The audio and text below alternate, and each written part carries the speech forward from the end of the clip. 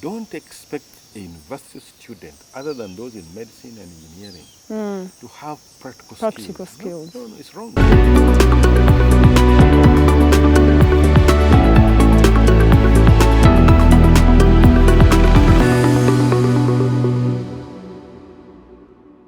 You're most welcome to The Beacons. I am your host, Liz Nile Naheria Muyanga.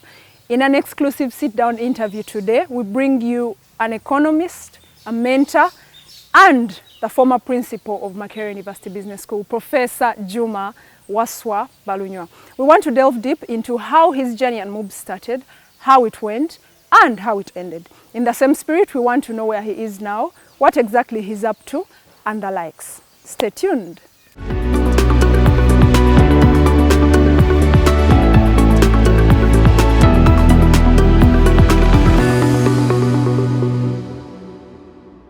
Joining me today on the show is Omwana w'Omwami, Professor Juma Waswa Balunywa. Most times when you mention that name, we associate it with Makerere University Business School, where he is the former principal. Today, I want us to talk about that. Professor, first of all, thank you so much for having me today. And thank you for coming over. How is the going? How are you doing? Good. You're doing good. Yeah. You actually do look like you're doing good. I do well, yes. Okay, so we want to first of all know, who is Professor Juma Waswa Balunywa? Professor Juma Waswa Balunywa can only be remembered as the principal of Mubs, Only. where I served. That's the most recent, yes. I served until May 2023.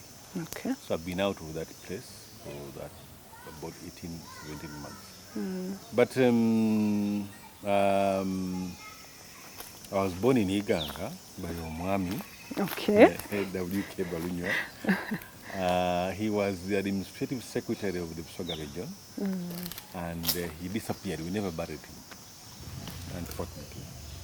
So he left us young people, and we want to thank God because then our maternal uncle Chunda Chibejinja picked us up and took us through the university, and we thank him and we thank God for it.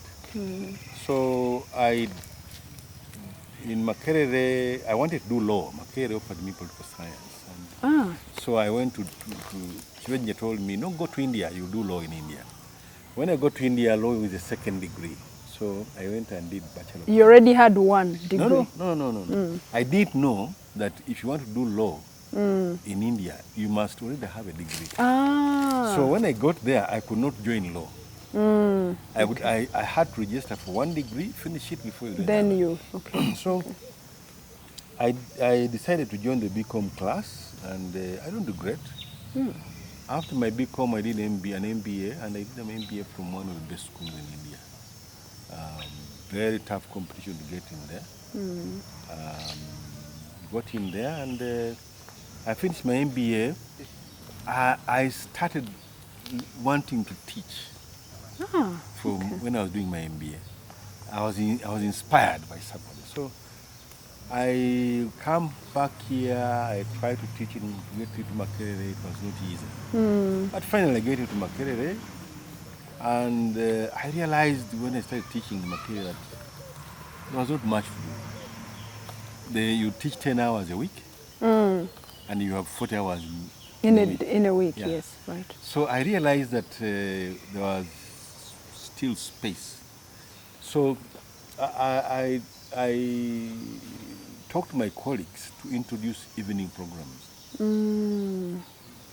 And well, it was not easy to start. I became head of department 3 years into Makerere, which is unusual. I became a dean, I think less than 10 years into Makerere, which was unusual. And became principal of Mubs, which I served for a very long time, driving the school from about, at that time, 1,000 students to almost 20%. So even when you were dean at Makerere University Business School or Makerere University? At Makerere University. Makerere Business School is part of Makerere. But the phenomenal growth of Makerere University Business School, at that time, the Faculty of Commerce, led to government giving us a separate campus. Ah, that was it. So we moved from Makerere to Nakawa. To Nakawa. Yes, because many of us used to wonder why it's called Makerere University Business School, yet it's in Nakawa. Yes, it is part of Makerere. That's why you graduate in Makerere. But it is independent financially and administratively. Okay. So, yeah, of course you go through the process, you lecturer, professor, whatever it is. Yeah, that's so that's how your journey with Makerere University Business School started. I started Makerere Business School. You did? Yeah. Professor? In 1991, I became the Dean of the Faculty of Commerce. I was the second serving dean. Okay. So I served twice. 1991, up to I think 1998. At that time, the change that was taken in Makerere was phenomenal. I mean, I had 200 students in 1991, 1992. By 1997, 98, I had 1,000 students. Wow. So this was different. I mean, that never happened in Makerere. And we changed from, when I became dean, we were, I think, less than 5% of the number of students. By the 1998, the Faculty of Commerce had about 20% of the students in Makerere. Wow. Okay? So the minister comes over and says, "What are you doing here? I like what you're doing." And he gave us Nakawa. So we transformed from Makerere University Faculty of Commerce to Makerere University Business School. Oh. Yeah. Now, Professor, back in the day, what we considered as university education was you have a degree in law, medicine, teaching, banking, and now people exclusively go to the university to study business. Personally, I have done international business. Yes. How is that? How does that even start? You see, there was only Bachelor of Commerce when I became dean in 91. When we started the private students, we started the Bachelor of Business Administration. We offered more options because when it was Bachelor of Commerce, there was accounting, finance, management, and marketing. 4 options.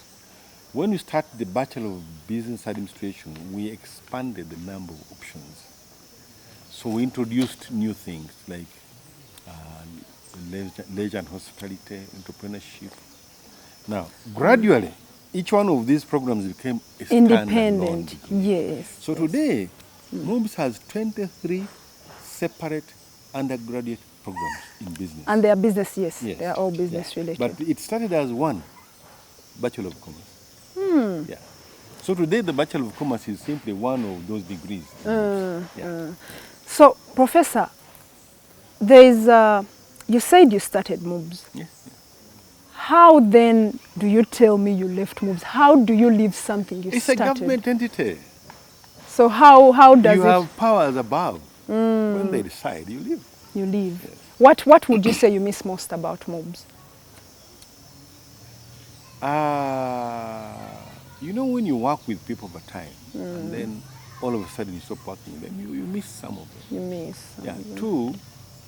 2, there is something that I was trying to do to get Mubs to its utmost best, which I didn't do.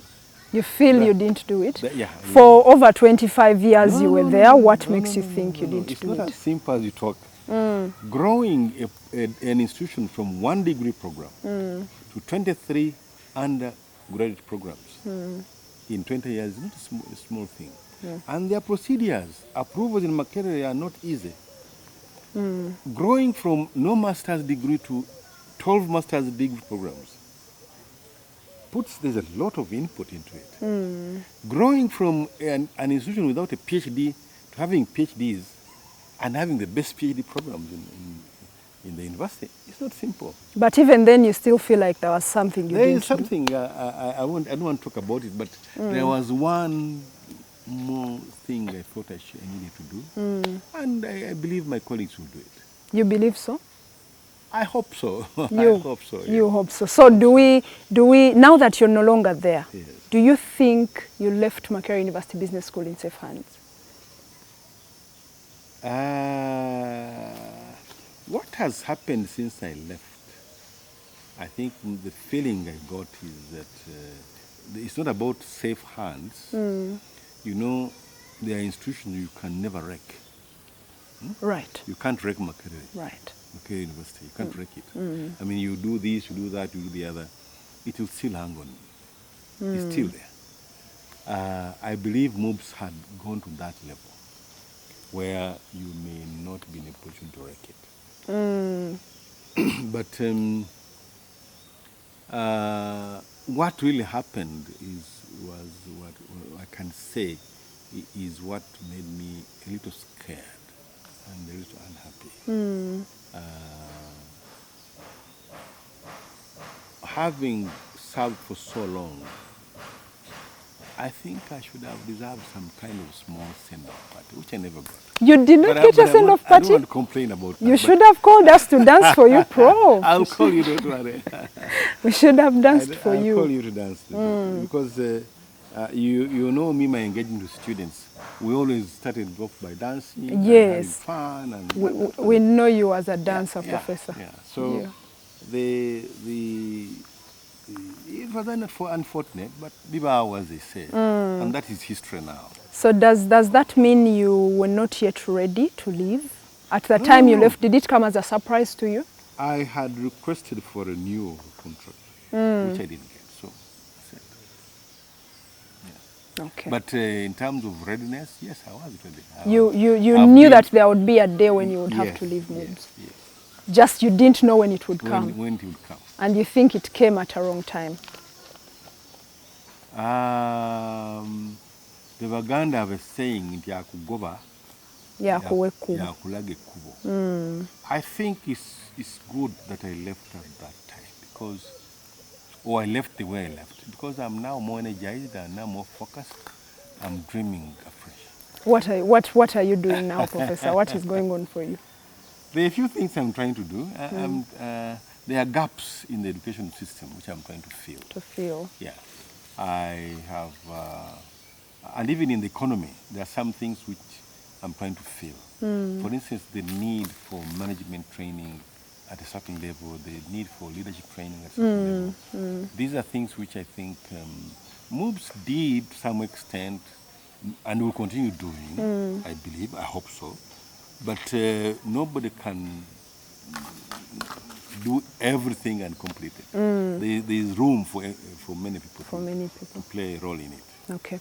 So speaking about business education, what do you think is the impact of business education on Uganda's economy and Uganda at large? First of all is to provide a management cadre that runs the business. Two is to provide the professional cadre, for instance, accountants, marketeers, procurement, insurance. All this, has been, I think, addressed. Okay. We've also addressed the issue of leadership, with the leadership degree. There is also the issue of entrepreneurship, though we haven't gone to the level we should have gone. So it has really provided the human resource in this area. Yes. Okay. Actually, while I was at Mubs, I realized that every course at Mubs, even when it's catering, there is an aspect of accounting. Definitely. What is that about? The mother subject of business is economics. So everybody should do economics. And I'm surprised that the A level has made economics optional. You would have loved for it to be compulsory. Yeah, it should be compulsory. Every subject emerges from economics, entrepreneurship, leadership, whatever it is. So there are certain things which are necessary: management, accounting, economics, and statistics. Statistics? Yes, those are essential. Yes. So, Professor, you call it quantitative methods. They're essential. You feel they're essential? Not a feel, I know. Because some of us left secondary school trying to run away from mathematics. Yes. And then we are coming, and then you find, even when you're doing leisure and tourism, there's economics, there's accounting, and I'm like... Because a background to business. You can't, I mean, for you to be able to succeed in leisure and economics, for instance, you are going to manage a sports facility, which is leisure and hospitality. You need to manage people. You have to understand the numbers. Okay. How many people are going to enter my stadium? You must understand the figures that I have reported. You know? So this is important. Okay. Yes. So, Professor, we can agree that the cost of education is on a rise. Yes. And many parents are actually talking about it. But as people that are seeking employment, you realize our employers keep wondering what value we have gotten from university. Like, they will tell you the university graduates of this generation are almost nothing like university graduates. What is causing the deviation in, there's a rising cost of education, and yet the quality of education is falling. Why is that? I don't think the quality of education is falling, and we mistake certain things. When somebody goes to the university, you don't expect that person to get to the work and be able to know what to do. No. University education is theoretical. It opens up your mind so that people are ready to write in your mind. That's why I can do a degree in accounting, and I go into a factory which does chemistry. I'm now aware. Now, if you really want somebody to be able to do certain things, they must do the professional course. Okay. SCCA, marketing, ICSA. I mean, don't expect a university student, other than those in medicine and engineering, to have practical skills. No, it's wrong. So you intended that, because while I was at Mubs, I did not see anything practical. Not intended. Academics is theoretical. And what I'm saying is that we are opening up your mind by giving you information so that you are able to reason, to judge. And when you work in a restaurant as an accountant, it is not the same as working as an accountant in a factory. That's true. You see? I agree. So nobody is going to be able to teach that specific knowledge somewhere. So, Professor, still now I want to know, what challenges would you say were your biggest while at Mubs? Wow, the biggest challenge was government. What was government doing? Government has over-regulated business, including education. So they kill ideas, they kill initiative for creativity. Yeah, that was one. Two, of course, poverty within the community. We tried to increase access to education, but we were not able to get it completely. Okay. So that challenge of people being poor, not being able to bring kids to school. That's another one. The other challenges to me were manageable. We didn't have PhDs, we have PhDs. Okay. We didn't have these programs, they are there.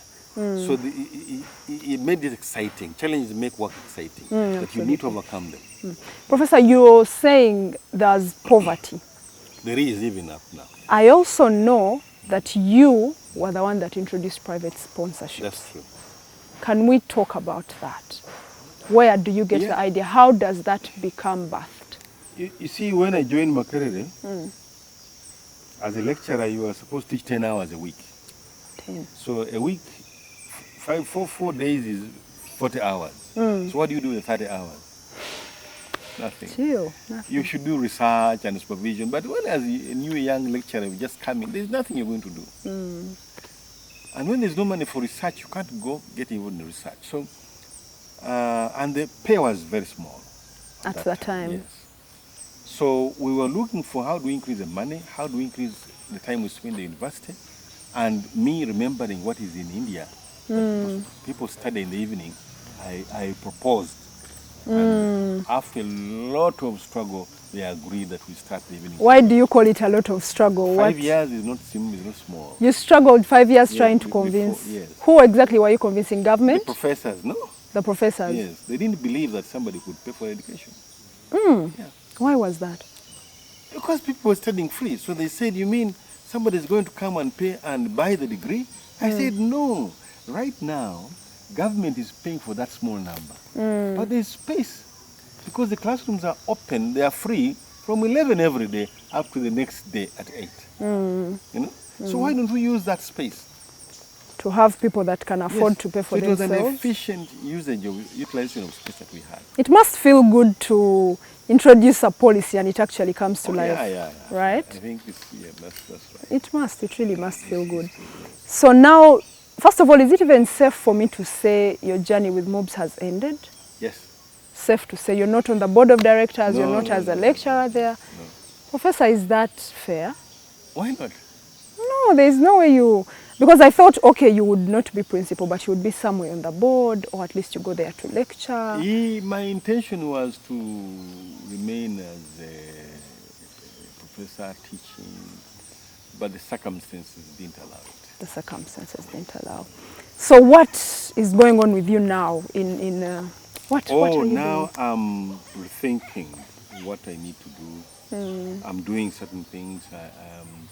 I've started a leadership academy. I'm training managers.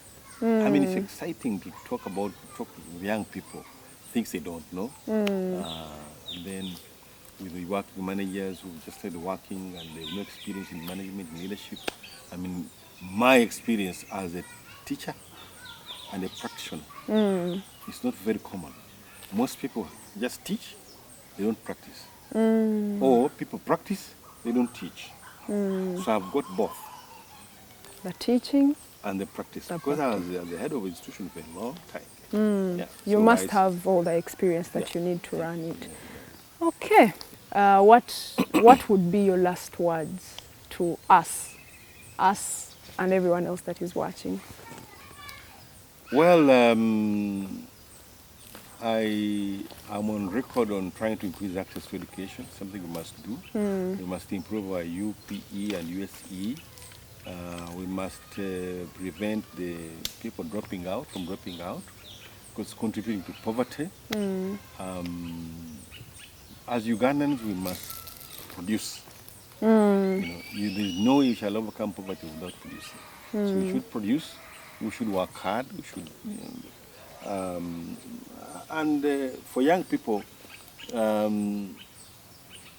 you need to feed yourself and feed yourself better, and there is no option to work. What do you mean feed ourselves? With food or knowledge? Oh, with food. With food? Yeah, I mean, you need a phone, you need good clothes, you need a car, don't you? You need to sleep well, don't you? I do. You need to have a microwave which, when you enter your house, it works on the Internet of Things, don't you? I do. You have to work. Nobody's going to give you that free. So, Gen Z, you really have to work. You called us what? Gen Z. Professor, how do you know these things? Who is spoiling you, Professor? Not spoiling me. I'm ahead. I'm on top of the world. I mean, there's nothing that I don't know. I spend my time. If you notice my pattern, I spend more time with young people than with the old people. No, I did notice, actually. Yeah. I really did notice. Most of my time, the company I keep is young people. Why? Being in the university for that long, I mean, I used to spend time with young people. I mean, I go to boardrooms, I discuss things in the boardrooms, I go to think about what I need to do, but I feel if you don't address young people's needs, you will not change the country. Yeah. Because we are, what is that word you say? We are the future generation, something? We are future leaders? Okay. Okay, Professor, thank you so much for this opportunity. You are a bowl of knowledge. It was such an honor having you. Our viewers, that was it for today. Thank you so much for joining the Beacon. Please do not forget to follow all our social media platforms at SML News UG. Also like, follow, comment and share all our YouTube videos. Please also do not forget to follow me on all social media platforms at Liznile Naheria Muyanga.